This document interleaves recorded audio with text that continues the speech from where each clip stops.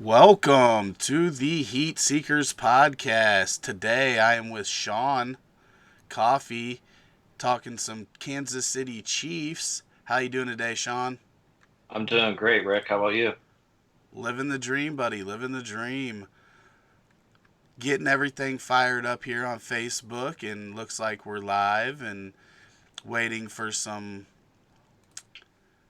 viewers over there. But first of all, this is a team that's kind of polarizing. We've got some players that people don't seem to be able to figure out where to take them. Part of it's because they were in trouble.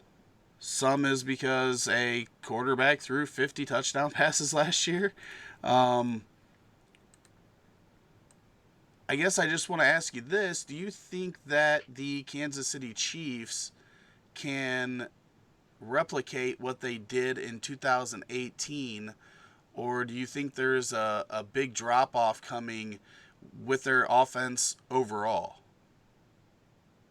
I think their offense is going to take a step back, but I don't think it's going to be too concerning to anybody in fantasy football or the actual NFL team itself. Repeating what it did last year will be pretty hard to do, especially with some of the, let's say, distractions they had this offseason and the losses. But I think overall it should be a pretty decent team, a pretty good team to watch throughout the year. And most of these players I wouldn't mind having on my team. What about you, Rick? Yeah, I think that their defense has gotten better, and that's going to make it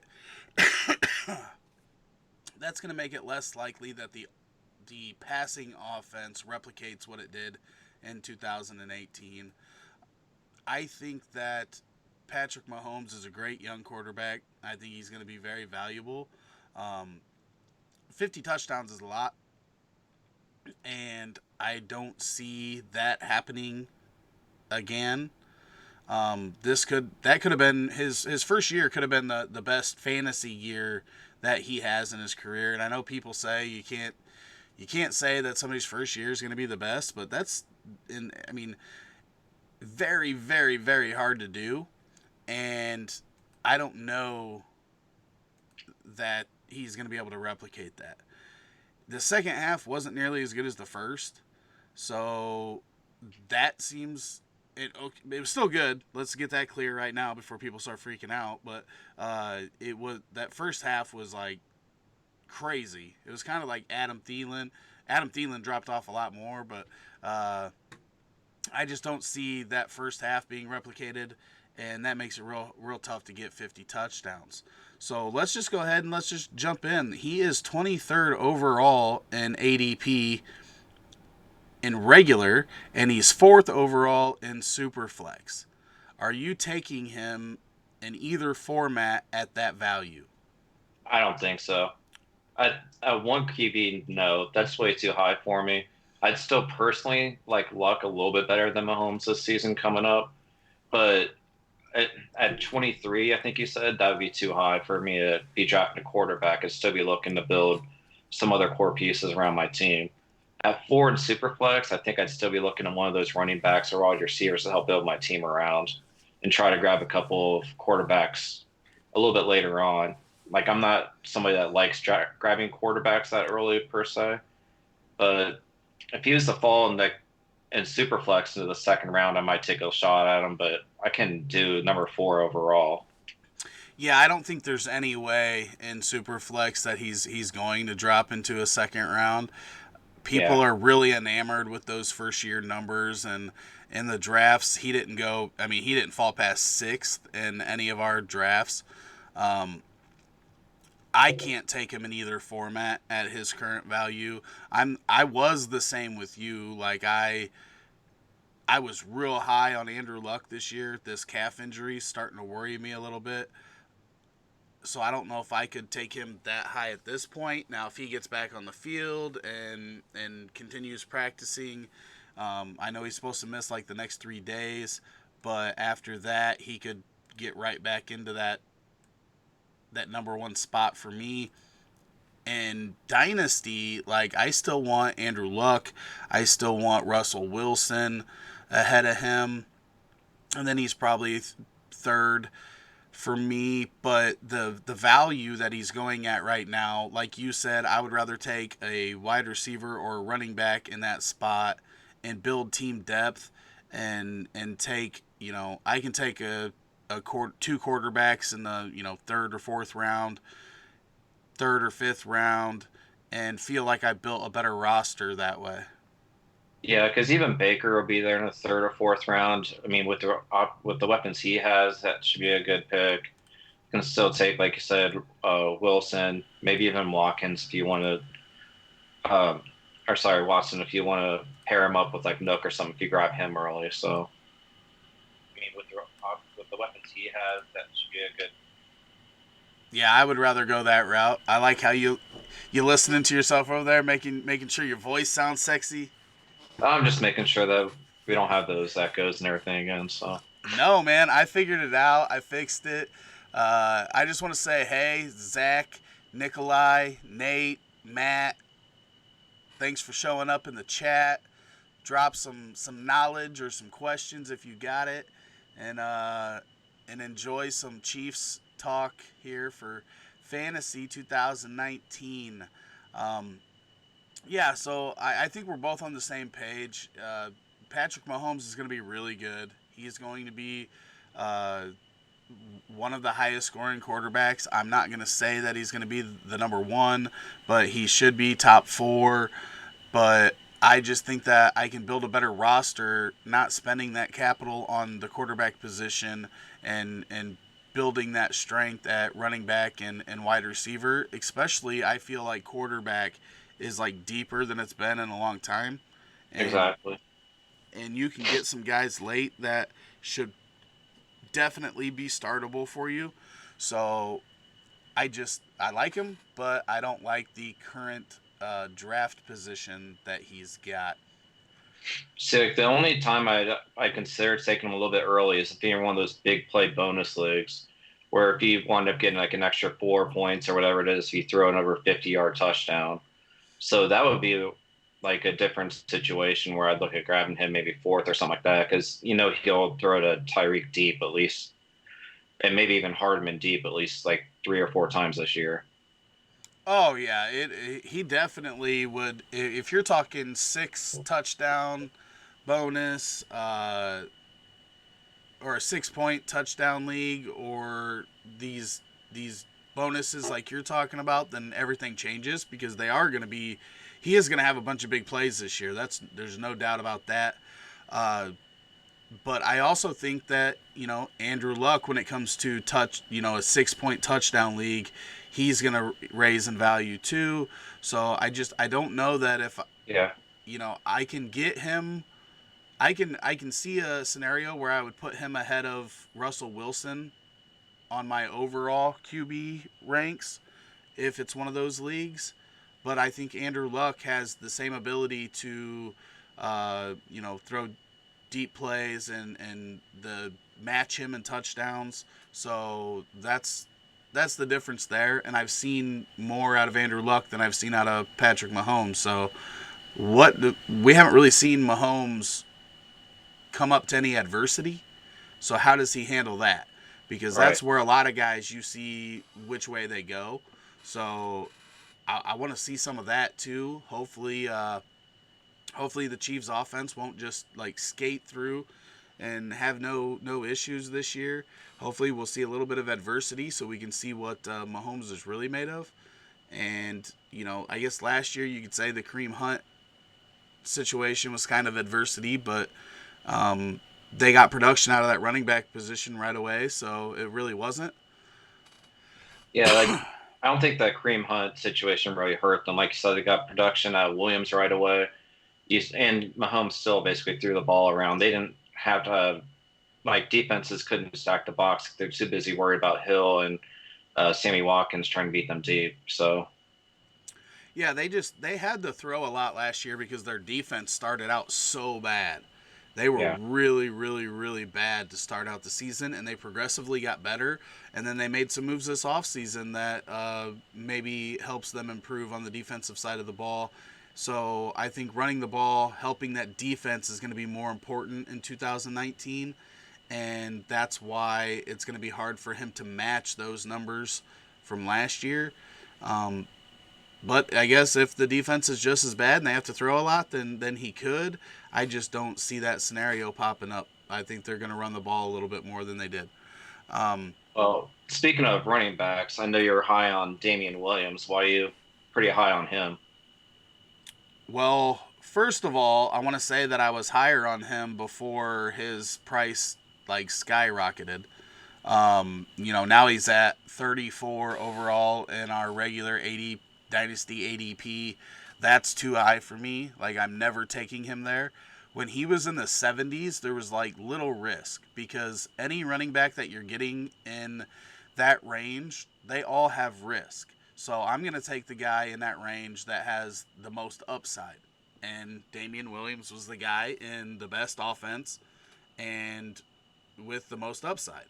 And that's just not there anymore. That same, outperforming that draft slot and that capital that you give just isn't there anymore now that he is being drafted in the third round. So while I did love him before, I like him in the spots where I got him for a lot cheaper than that, but I wouldn't be going out and actively seeking Damian Williams at a third round value in a startup.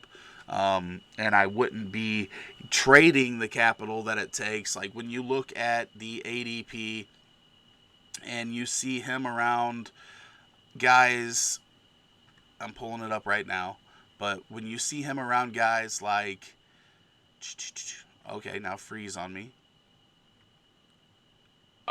Like Aaron Jones at 32, T.Y. Hilton at 31. You go behind him, and you've got guys like Marlon Mack, Robert Woods, David Montgomery. These are guys in Dynasty that I would rather have than Damian Williams. But if you got him off the waiver wire last year or got him for, a second or third round rookie pick in a draft after he started doing well, then he strengthens your team. I don't think he strengthens your team at this current value that he's at. I understand. Also, with his hamstring injury right now, they suffered in camp. He hasn't practiced yet. I know Andy Reid's kind of frustrated because he hasn't practiced, and other running backs like Carlos Hyde and Darwin Thompson begin a lot of the carries and attempts in practice. But but I know they're looking forward to getting Williams back and trying to get him on the field because he is like their more elusive back.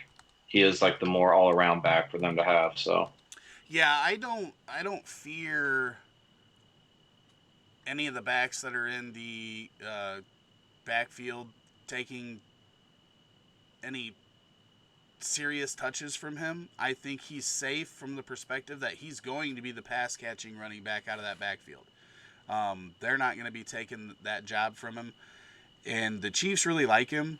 But the big question is, can he stay healthy? And it didn't hurt so bad when you're drafting him in the 7th or 8th round if he misses some time. But the further up the draft board you get, then the more you need from those draft picks. When you miss on a third round draft pick, it hurts your roster a lot. When you miss on an 8th round draft pick, you can overcome that.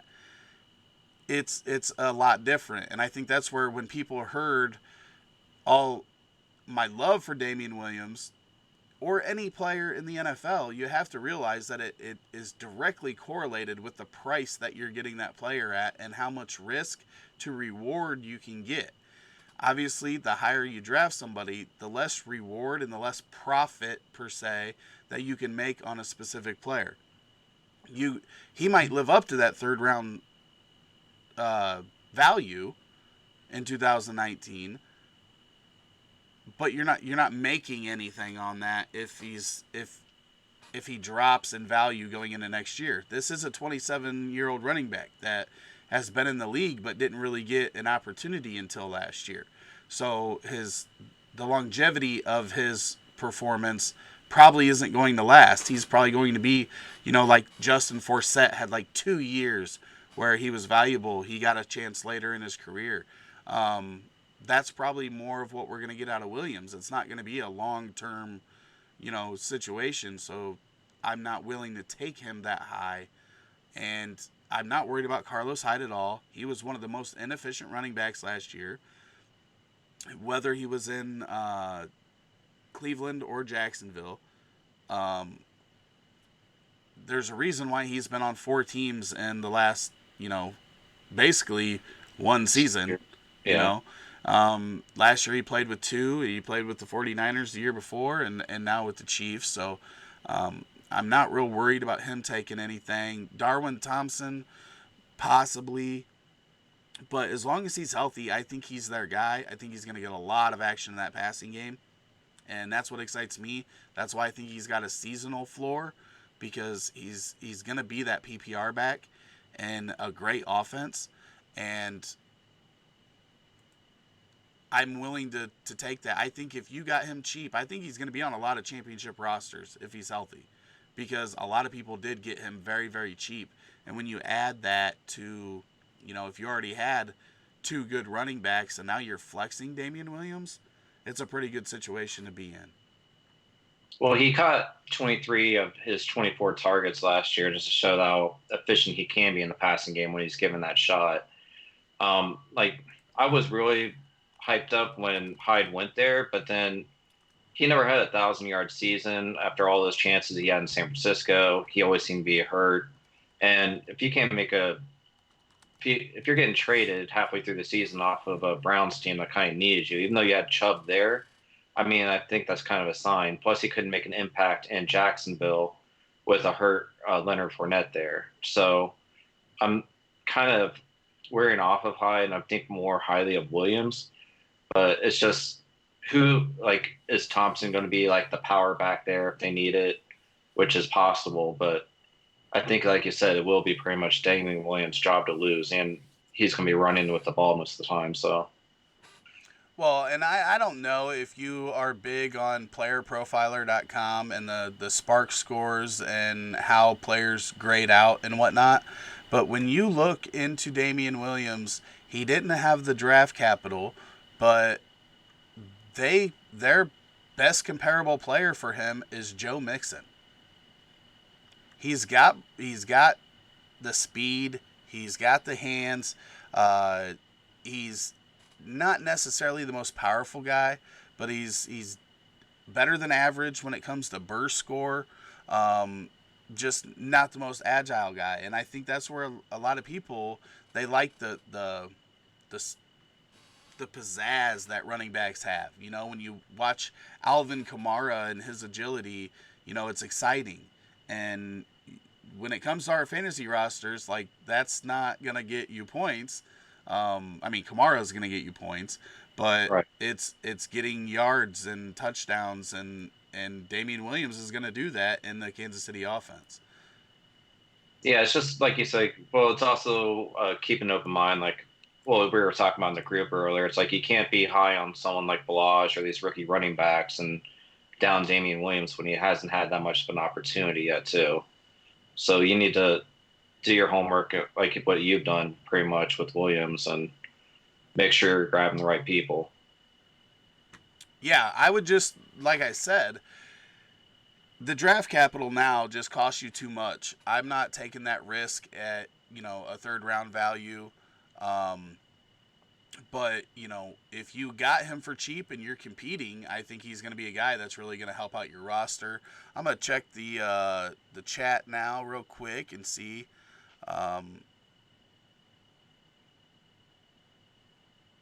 Hyde should get more than he's looked at. He could get 30 to 35%, and that is enough to piss off a Williams owner. See, I disagree. Everywhere I got Williams, I got him cheap enough that I don't need him to get 100% of the touches. Very few running backs get 100% of the touches. He could definitely be a guy that is actually more valuable with getting some sort of a split. We've seen it many a times with guys that they get a full workload and then they die off.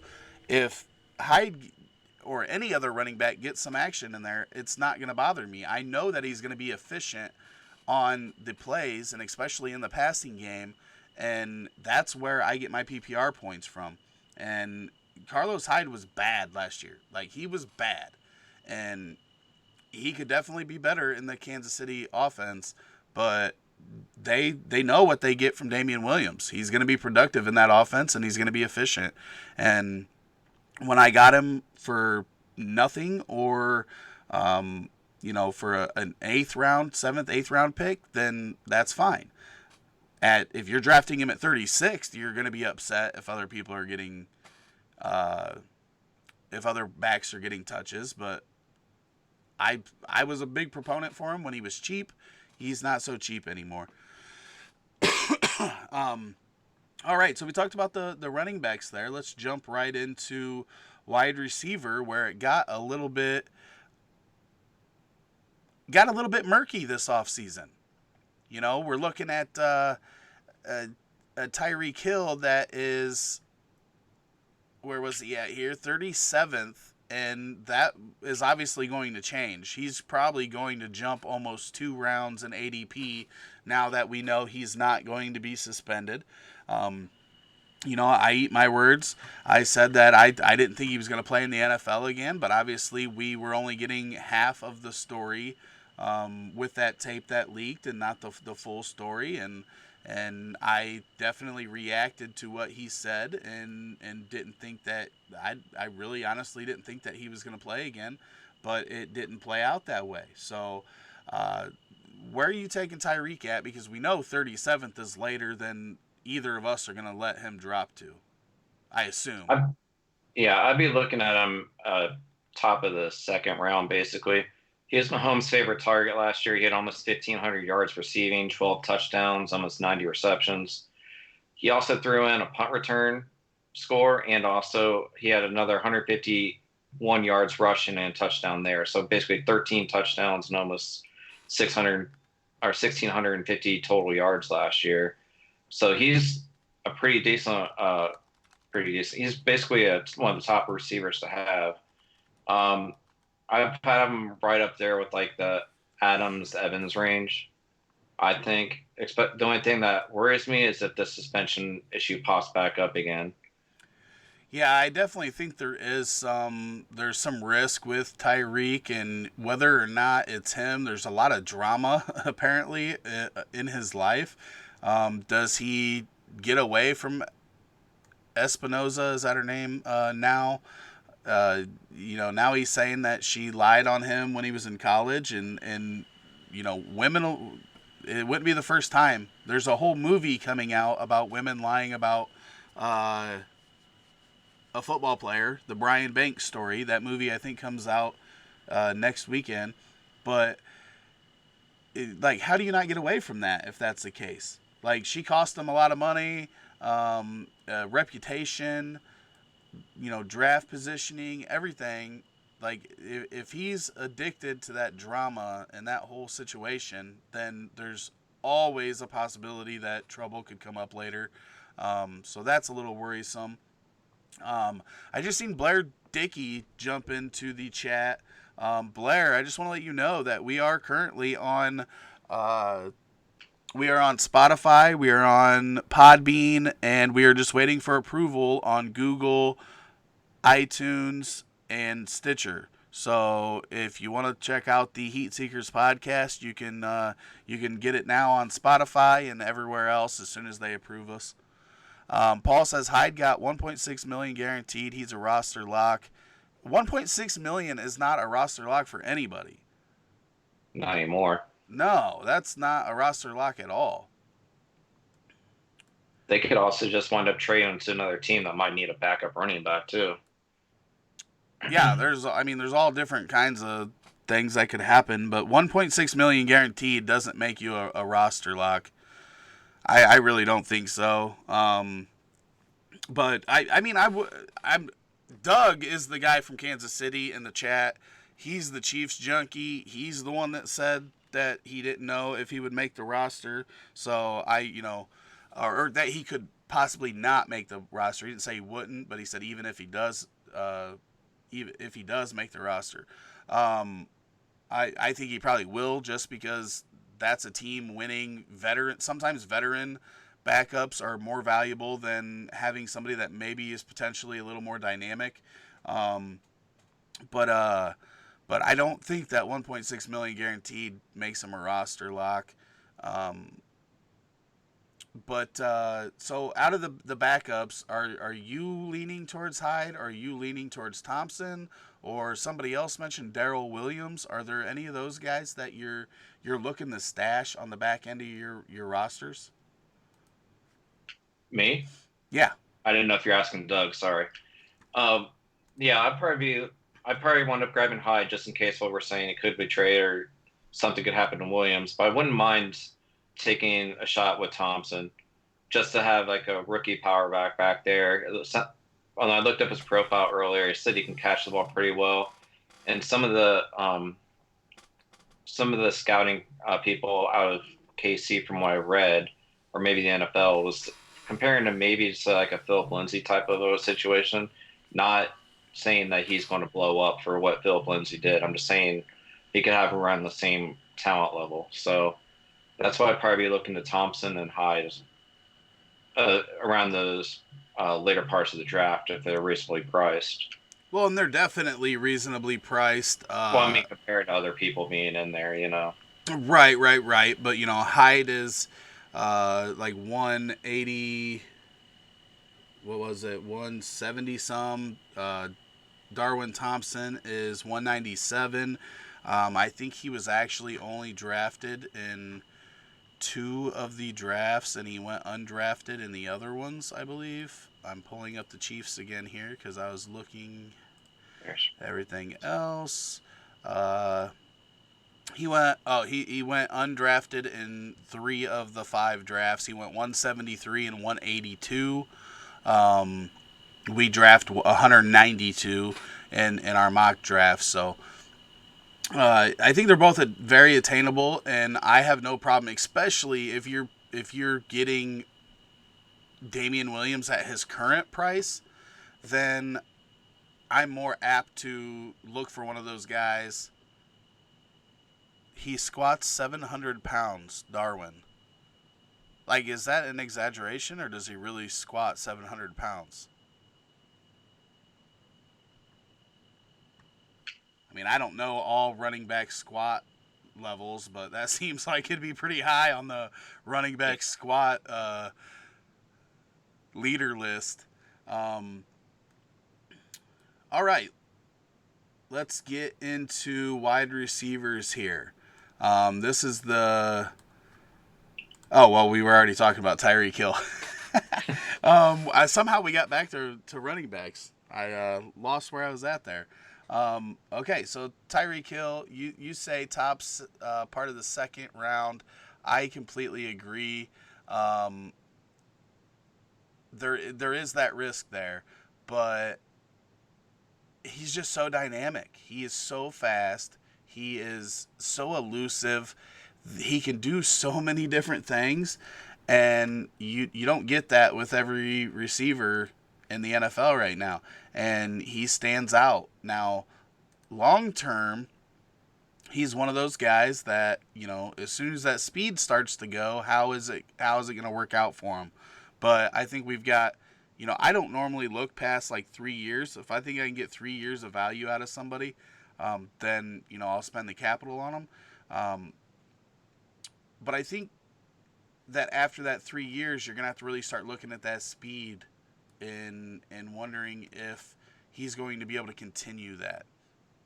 I also think what's going to happen. Isn't his contract going to be coming up in the next year or two? Well, before this news came out this spring, he was supposed to be getting the biggest contract for a wide receiver. And the Chiefs were about to sign him to that, and then all that mess came out. So I think that, if he stays out of trouble and it stays quiet, then he's probably going to get that contract in the spring.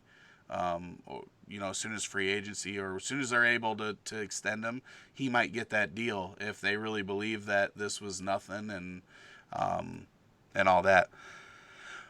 I'd take Hill top round 3, not round 2. She can pop off to ESPN and kill his value even if she's 100% wrong. Well, I think that it's going to be if she exaggerated this whole situation, then, and this is the second time, and, not knowing the whole first time, everything, but I think people are going to listen less, and he's going to have he could actually do something now, and people are going to listen to her less than they would have 6 months ago before all this came out. So I don't know that she can just automatically kill his value again. And I think that the NFL and the Chiefs are both going to take their time anytime she says anything and make sure that they have all the facts. They're not going to overreact like I did in the first situation. Next time something comes out, I'm going to make sure to sit back and let everything come out too. So I don't think that she can just automatically kill his value like she did this time. I don't think that's the case anymore. We move over to Sammy Watkins on the other side. Sammy Watkins, second year in the system, second year with the new team, finally has some stability after leaving Buffalo and then showing up with the Rams late and then signing with Kansas City the next offseason. Finally in the same place for 2 years. And it's not Buffalo, so that's good. Do you think that Watkins can finally have that breakout that people have been waiting for 5 years now? I've been really big on Sammy Watkins for the last couple of years. I think it's possible that it happens. The foot injury he suffered last year is a little bit concerning, but even so, he missed those 6 games, so he still wound up with 40 catches for 500 yards, 3 touchdowns. Like the value he's going for, I think it'd be worth the risk because Mahomes can't throw 5,000 yards to just Kelce and Hill, so somebody else has to step up and get some targets. Oh, and Williams. So I would be willing to take a shot on Sammy Watkins and just have him sit there, and I can use him as my wide receiver 4 or 5 in some of these leagues. And like you said, this is the first time he's going to have the same quarterback and back-to-back years since entering the league.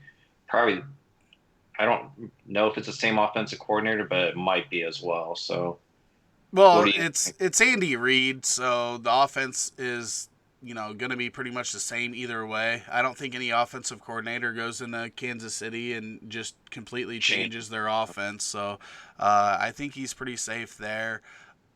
I like this guy's talent. I've always been a big proponent for. Buffalo was really bad. I mean, we seen Tyrod last a whole 2 games with Cleveland before he was benched. Yep. It's just not the guy that you put out there if you're really trying to win football games, I guess I would say. But Watkins did have some injury history.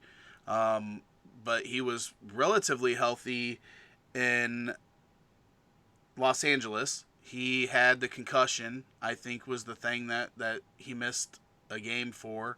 In 2017, and then in 2018 he had wasn't it like a high ankle? Isn't that what it was last year? I think it was like an ankle or a foot injury.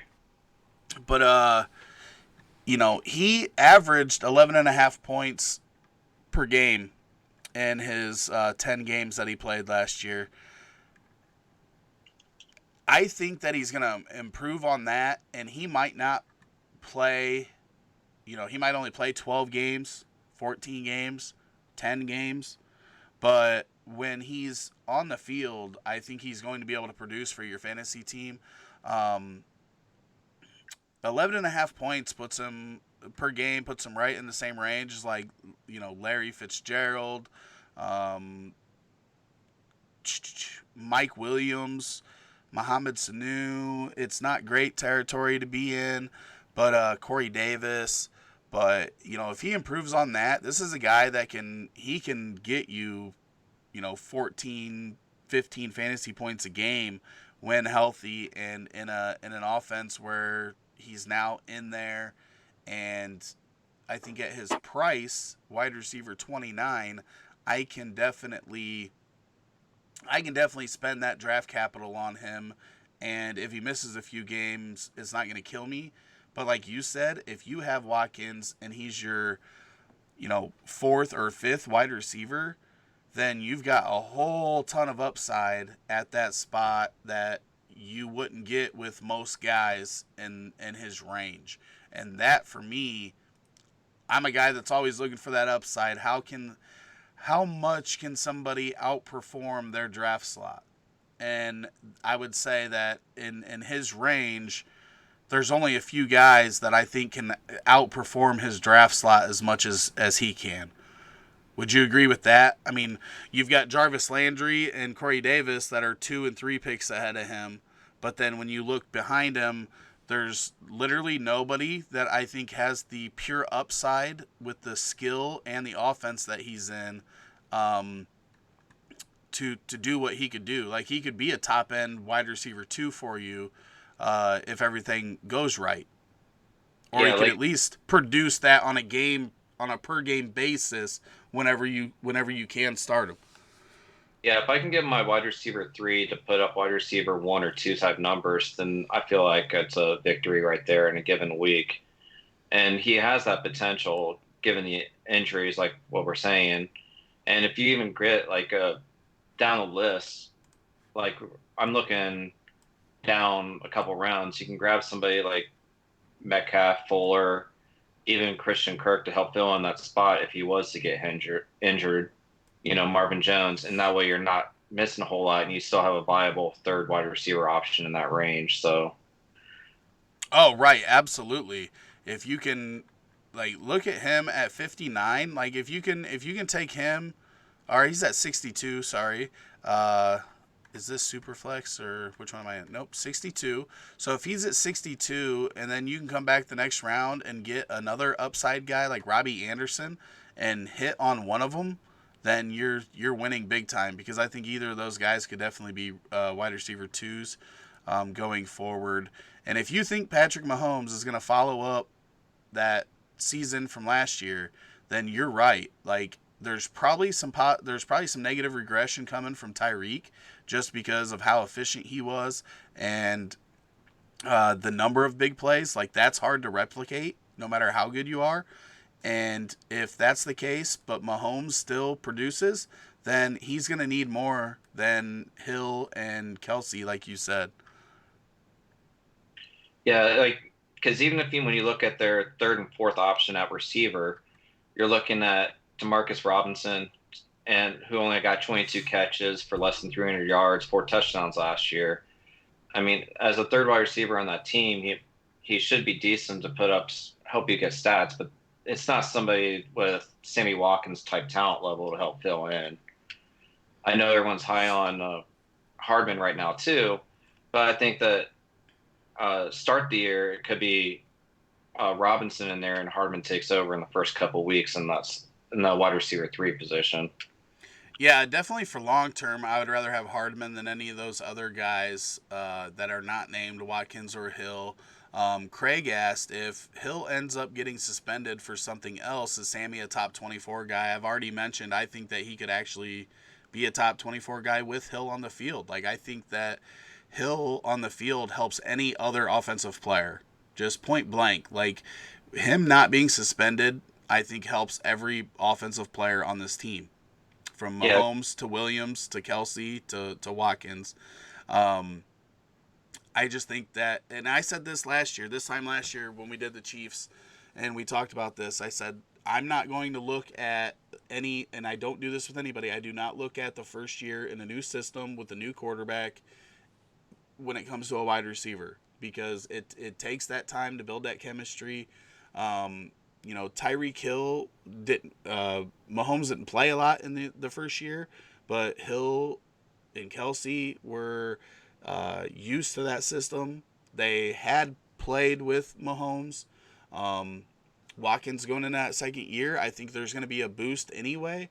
But if Hill misses time, or even Kelce misses time, and more of those targets get freed up, then he could take even a bigger bump. But Casey is not married to Sammy. Well, I mean, okay, here's my thing. If you think that they're married to Carlos Hyde because they paid him 1.6 million guaranteed, then there's no way they're not married to Sammy Watkins because they paid Sammy Watkins like a number one receiver. Well, after last year, they proved that they're not really married to anybody after getting rid of Hunt halfway through the season. Well, there was also an issue there. Watkins has never caused anybody issues that I know of. Like, there's no PR hit or any, any Right. investigations into Sammy Watkins other than, does he have soft tissue? Right, but it seemed like there was no suspension hand down or anything yet, and they still decided to go ahead and release him. And he moved to Cleveland right away. The only person I would say that Kansas City will not get rid of, or only player would be Mahomes. Well, I mean, I think you got to throw Hill into there. I mean, that tape came out Kareem Hunt was released right after that video came out. And I'm sorry, when that clip came out, it sounded worse than what watching Hunt's video looked like to me. When I don't like what I heard Tyreek Hill say, whether it was in context or out of context, whatever. But when you pay somebody like they paid Sammy, they're going to try to utilize him. And a year ago I was saying don't pay too much attention to that first year with a new quarterback. Moving teams for a wide receiver is harder than people, will admit. And that's, it's one reason why rookie wide receivers typically don't hit at the beginning of the year. You see them progressively getting better. It's a position where timing is so important, and it takes some time to develop that between a quarterback and a wide receiver.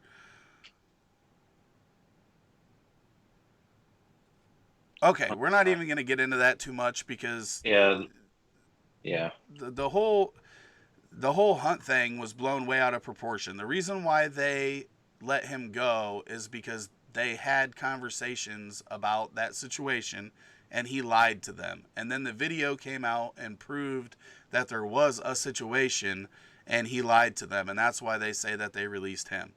I think it comes down to Tyreek Hill is the most dynamic wide receiver in the league. And when you pair him with a quarterback that's got one of the best arms, and is one of the most dynamic quarterbacks in the league, if not the most dynamic quarterback, you've got a deadly combination. So that's why he was safe and Hunt wasn't. I think if it would have been Watkins that this came out about, Watkins would have been released on the spot. But this is a position where skill outweighed all the other shit. So, anyways, yes, I think Watkins can be very valuable for you this year, and a lot of people got him even cheaper than his draft positioning is at right now. There were a lot of people that were selling him for second round picks.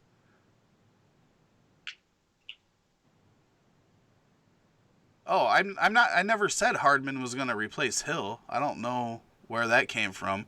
I'm saying that when you pay, and it's the same situation with like Devin Funchess in Indianapolis, when you pay a wide receiver a shit ton of money, they're going to at least try to have him involved in the offense, and Sammy Watkins is going to be in that offense this year. So when you look at his efficiency per target for the last 2 years, he's actually been very efficient. He just hasn't had the number of targets that other guys have had. Part of that is because he did miss 6 games last year, but in the Rams offense, it was just because he wasn't utilized in that. Hardman definitely is a future play for me, and that's where I was getting ready to go. I don't think that you're not going to be able to start him in 2018 unless one of the other 2 guys are gone or hurt or whatever. You're not going to be able to start him in fantasy. You might be able to, have him on the back end of a best ball roster, but like, what kind of value are you putting into Mecole Hardman? Because I think where we're looking at this ADP for the Chiefs, I think his ADP is about to drop. And that might be a time, like, I wasn't paying what people were paying for him when Tyreek Hill was still up in the air, a 12th round pick.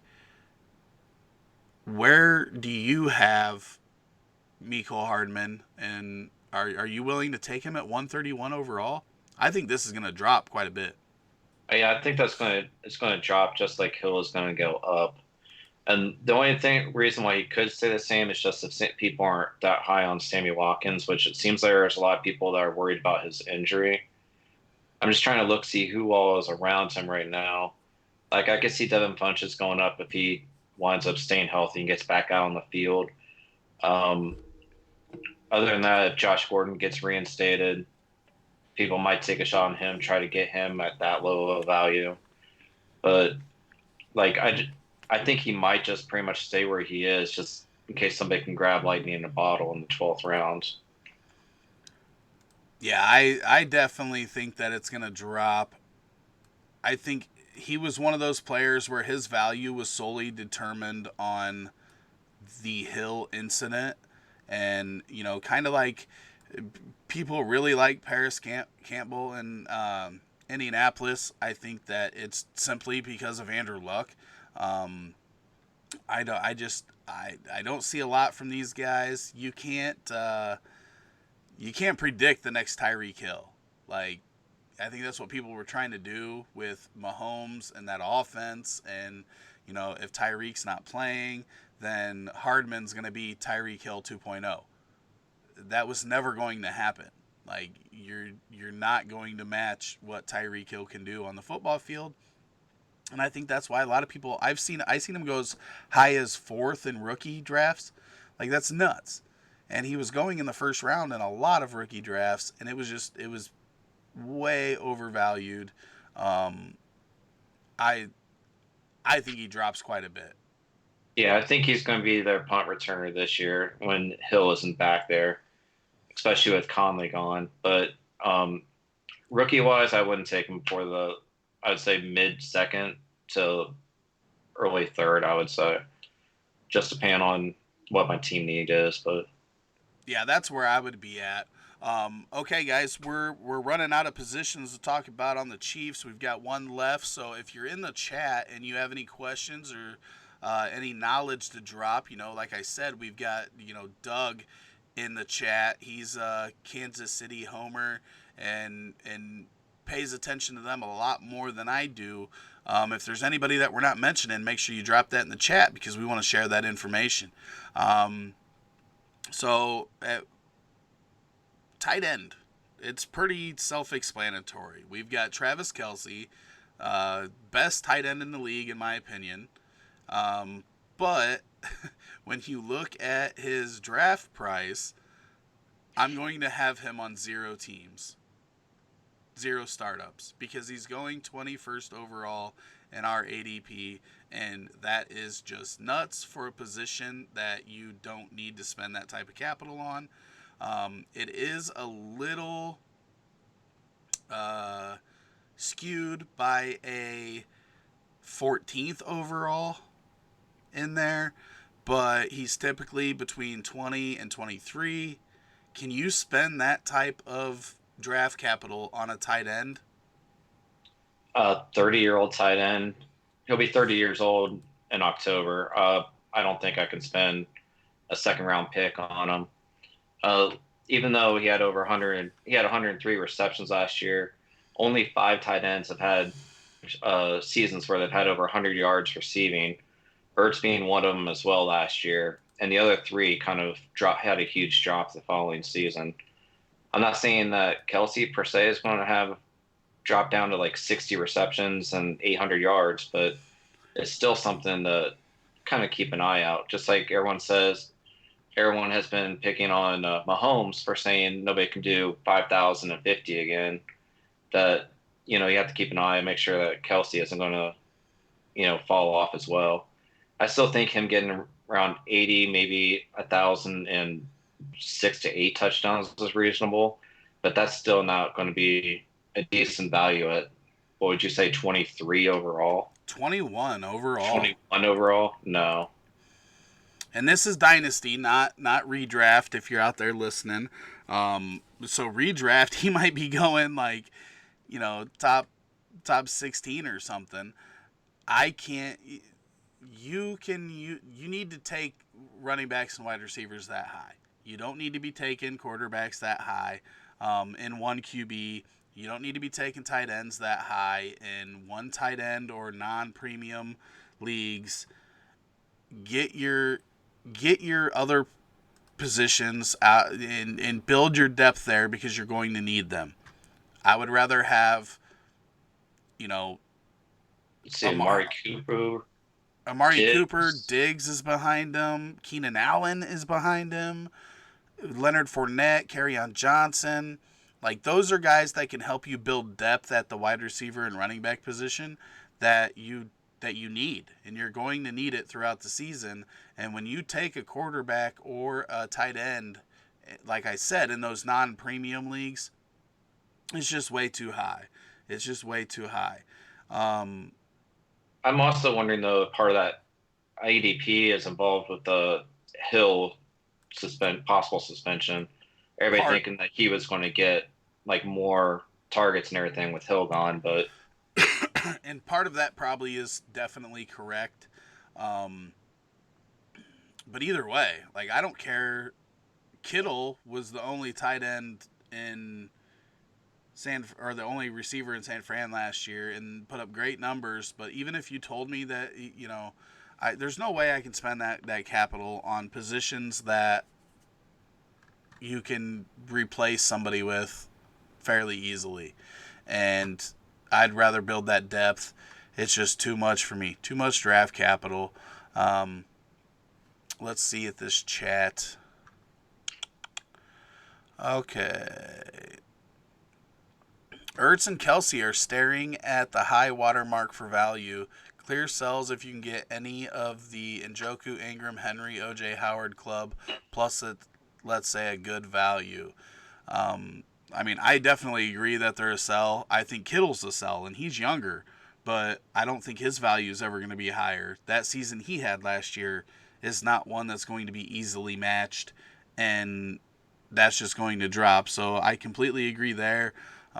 These are guys that I definitely still feel comfortable targeting in tight end premium leagues, but the asking price right now, the whole Chiefs are probably overall are probably a little overvalued in fantasy because people seen last year and think that this is all going to just, I don't know. Apparently people think they're going to average like 48 points per game, and these guys are all going to just be monsters. But yeah, I don't think I'm paying the price for most of these guys. The one that I feel like can actually outperform his draft position is Watkins. Everybody else is, Damien Williams might for a year, but what happens next year or the year after, I don't know that you're going to get long-term value out of him from a dynasty standpoint. Any thoughts on all of that, Sean?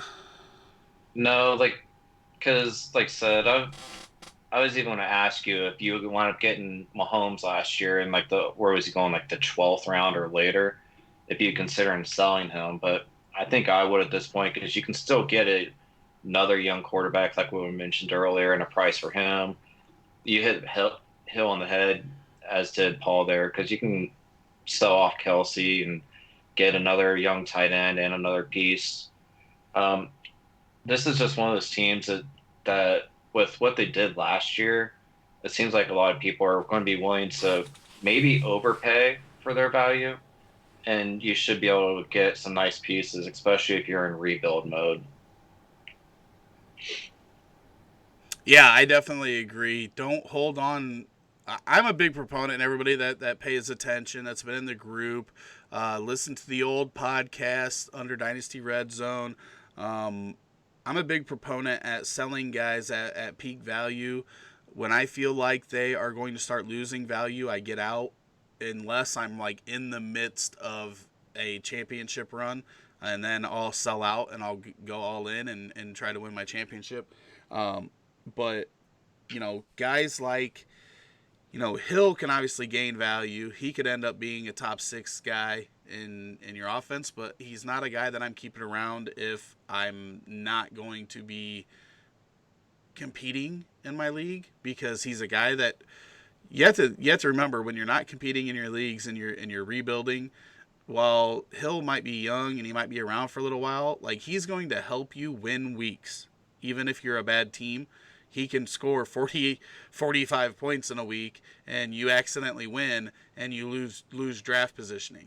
And he can bring you back a lot more now than he's going to in 2 years if you're still not winning. So I move those guys. Kelce definitely is a move for me.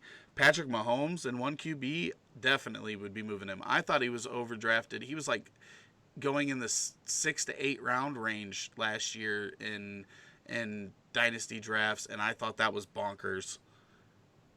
I can't take a quarterback in a 1 QB before like round 10 to 12. That's the absolute earliest, and most of the time it's even later than that.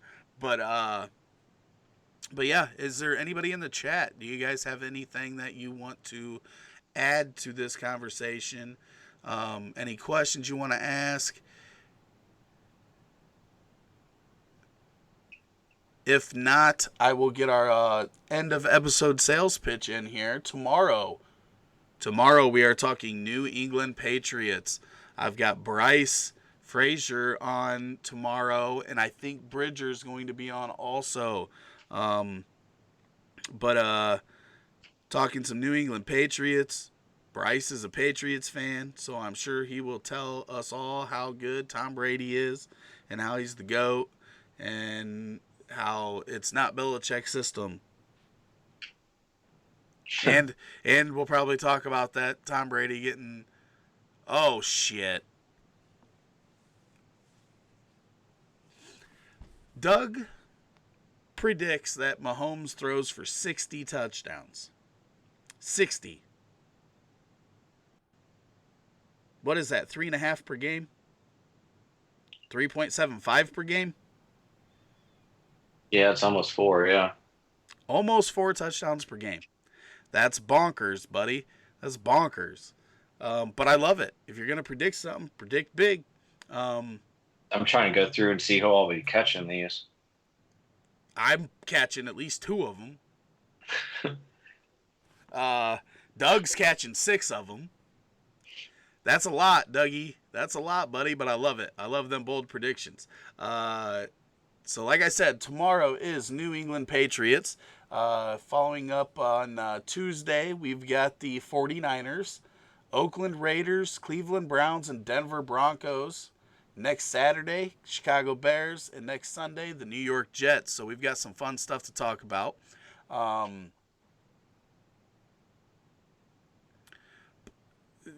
Paul thinks that you have to have draft capital in the NFL to be good. Having measurables and everything else doesn't matter. So he thinks that Williams is a terrible running back and they're going to have to throw a lot, which just isn't the case. They proved that towards the end of last year. Williams definitely adds to this offense, and he's definitely good enough to play at the NFL level. He proved that, but sometimes you just have to not be undrafted and whatnot. As I said, player profiler, best comparable player to Damien Williams is Joe Mixon. That's not me saying it. That's playerprofiler.com. Okay, if you want to listen to this podcast, you can find it on Spotify right now. You can find it on Podbean right now. And as soon as we get approved, we will be on Apple Podcasts, Google Podcasts. We will be on Stitcher. And you can tune in live by going to rotoheat.com/YouTube, rotoheat.com/Twitch, and interact with us while we are going through. We've also got some really cool stuff coming to the website. We've got some really cool videos coming to our YouTube channel. So make sure you get over there and hit that subscribe button, hit that bell for notifications, and we will have all kinds of stuff coming up before this start of this 2019 NFL season.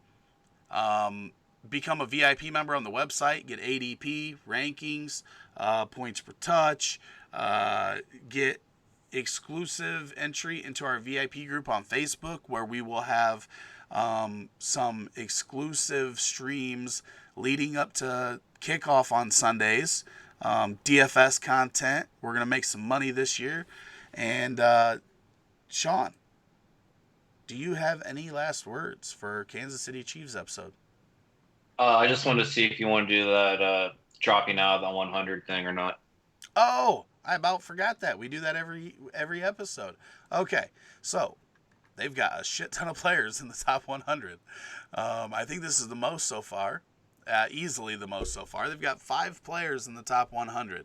And it goes from pick 21, Travis Kelce, to Sammy Watkins at 62. Which player do you think out of that group is the most likely to drop out of the top 100? Most likely to drop out is going to be Sammy Watkins, I feel like. Unless something really happens injury-wise to like Kelce or Damien Williams falls off, which I do not see at all, then Sammy Watkins is the one with the least amount of value amongst the other 4. What about you? I just think that the one Kelce, Mahomes, Hill, and Watkins could all get hurt and not drop out of the top 100. Damien Williams gets hurt and only plays in 3 games. He's not a top 100 player this time next year. So I could see I think Damien Williams has the best shot to drop out. If he's healthy and he plays, it's not going to happen. But I do think his value will be lower than it is right now, no matter what, going into next year, just being a 28-year-old running back. Unless he somehow happens to be a top 5 back this year.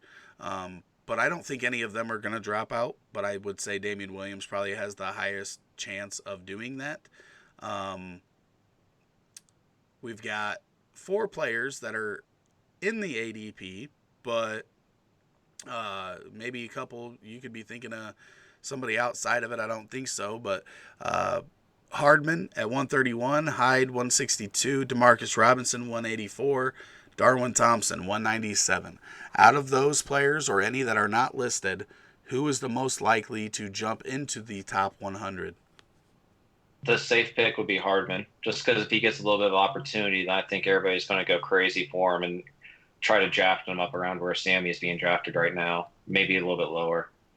If he winds up getting like 5 touchdowns and let's say 500 yards, then people could wind up thinking that he's going to take Sammy's place and start drafting him up pretty high.